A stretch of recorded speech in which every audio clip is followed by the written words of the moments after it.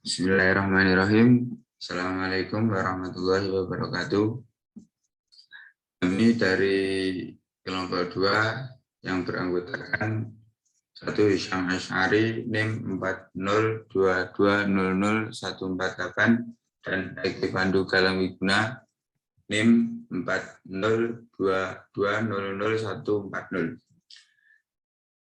akan mempresentasikan materi tentang investasi pada instrumen ekuitas.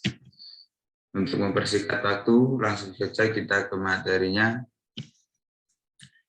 Karakteristik investasi pada instrumen ekuitas. Definisi instrumen ekuitas dan investasi pada instrumen ekuitas. Instrumen keuangan adalah penyajian instrumen ekuitas. Penyajian instrumen kualitas adalah setiap kontrak yang memberikan hak residual atas aset suatu entitas setelah dikurangi dengan seluruh liabilitasnya yang terdapat pada PSAK nomor 50 revisi 2014. Ada PSAK 50 revisi 2014 dinyatakan bahwa investasi pada instrumen ekuitas yang diterbitkan entitas lain memenuhi definisi instrumen keuangan, yaitu aset keuangan. Karakteristik saham. Menurut Undang-Undang Nomor 40 Tahun 2007 tentang perseroan terbatas, undang-undang memberikan hak kepada pemiliknya untuk 1. Menghadiri dan mengeluarkan suara dalam rapat umum pemegang saham atau RUPS.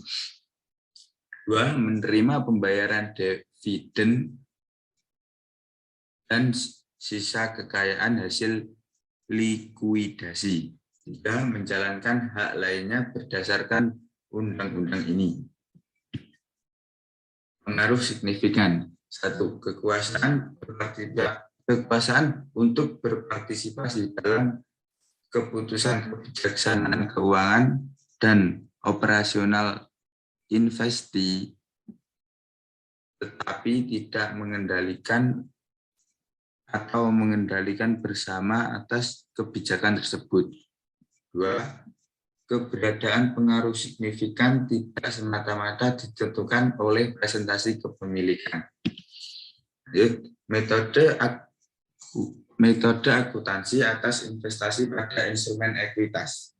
Metode biaya dalam nilai wajar jika tidak ada pengaruh signifikan. Metode ekuitas jika terdapat pengaruh signifikan.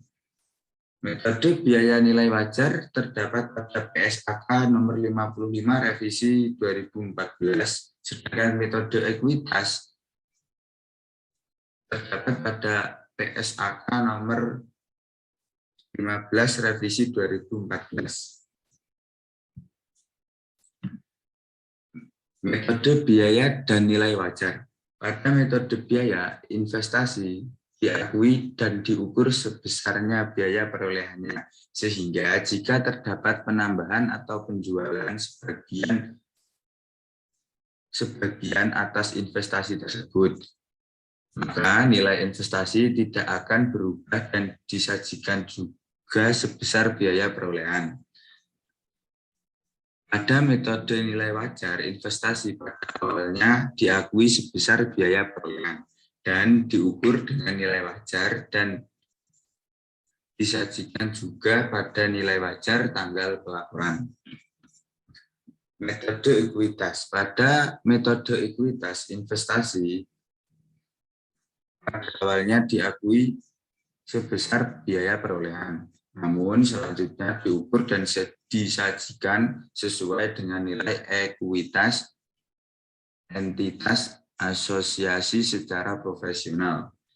Entitas atau investor yang nama investor mempunyai pengaruh signifikan disebut entitas asosiasi.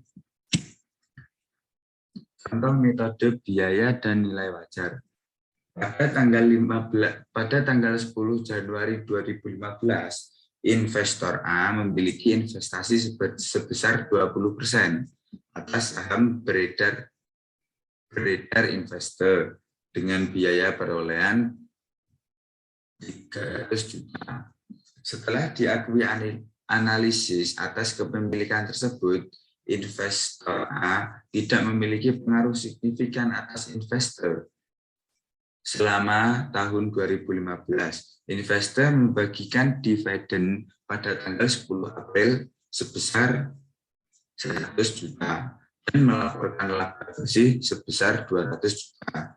Pada akhir 2015, nilai wajar saham investor adalah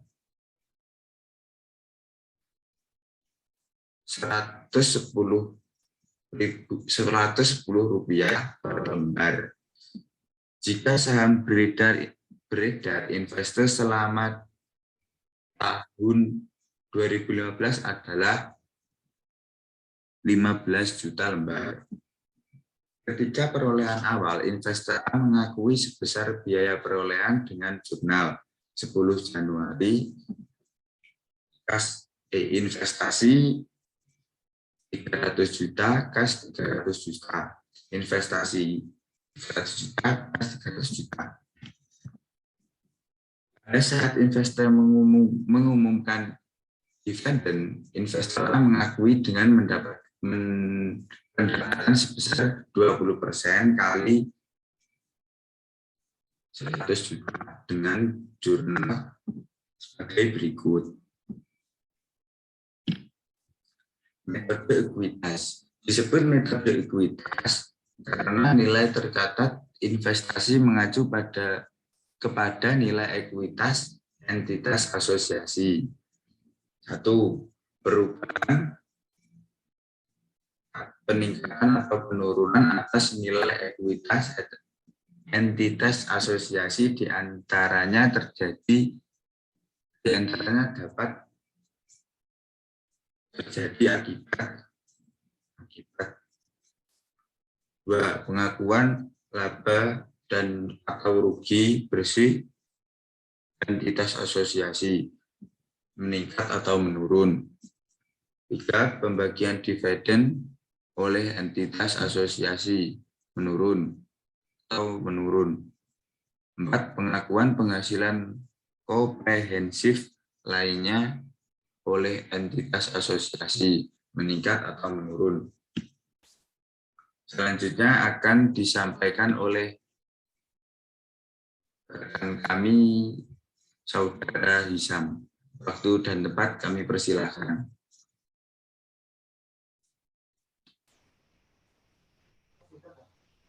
Baik, langsung saja selanjutnya. Contoh metode ekuitas. Tentunya sebagai berikut, pada tanggal 10 Januari 2015, investor A memiliki investasi sebesar 20% atas saham beredar investi dengan biaya perolehan 300 juta rupiah. Setelah dilakukan analisis atas kepemilikan tersebut, investor A memiliki pengaruh signifikan atas investi. Selama tahun 2015, investi membagikan dividen pada tanggal 1 April sebesar 100 juta rupiah, melaporkan laba bersih sebesar 200 juta rupiah, dan mengakui surplus revaluasi atas aset tetap senilai 30 juta rupiah. Kemudian, ketika perolehan awal, investor A mengakui investasi sebesar biaya perolehan dengan jurnal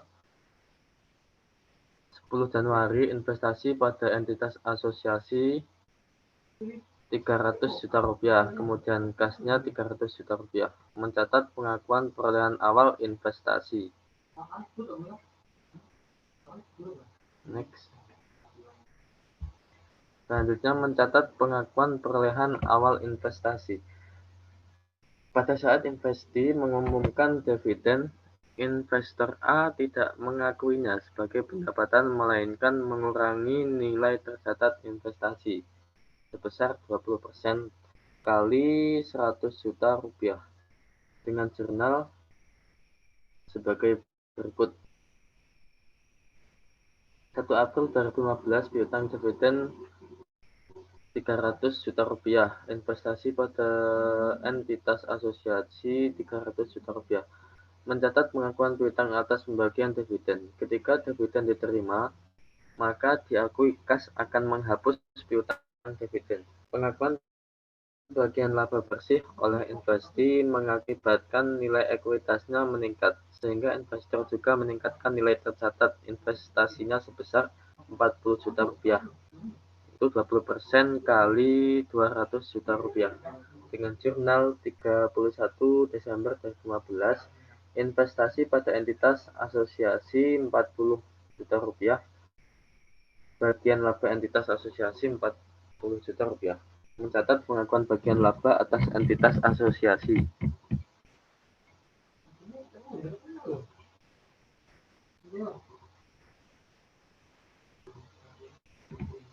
Selanjutnya, pengakuan surplus revaluasi atas aset tetap oleh investi juga mengakibatkan peningkatan nilai ekuitas, sehingga investor mengakui peningkatan nilai tercatat investasi sebesar Rp6 juta, yaitu 20% kali Rp30 juta, dengan jurnal 31 Desember 2015, yaitu investasi pada ekuitas asosiasi Rp6 juta, penghasilan komprehensif lain Rp6 juta. Mencatat pengakuan bagian penghasilan komprehensif lain entitas asosiasi, nilai tercatat investasi pada akhir tahun 2015 menjadi Rp326 juta. Itu Rp300 juta dikurangi Rp20 juta, kemudian ditambah Rp40 juta dan ditambah lagi Rp6 juta. Next. Selanjutnya, isu lain seputar metode ekuitas.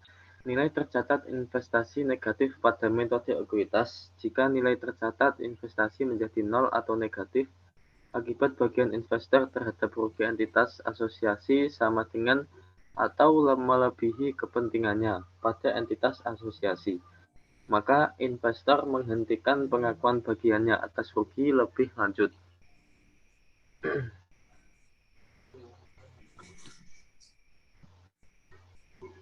Kemudian contoh nilai tercatat investasi negatif.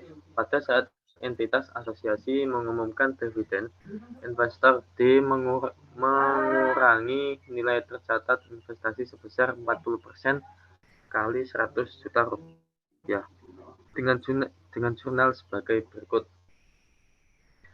Pada tanggal 1 April 2015, piutang dividen Rp40 juta, investasi pada entitas asosiasi Rp40 juta, mencatat pengakuan piutang atas pengumuman dividen. Kemudian tanggal 31 Desember 2015, bagian laba atas entitas asosiasi Rp160 juta dan investasi pada entitas asosiasi Rp160 juta.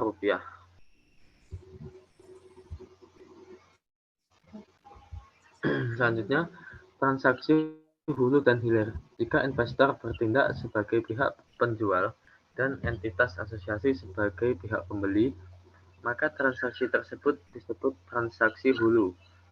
Kemudian, jika investor bertindak sebagai pihak pembeli dan entitas asosiasi sebagai penjual, maka transaksi tersebut disebut transaksi hilir. Next.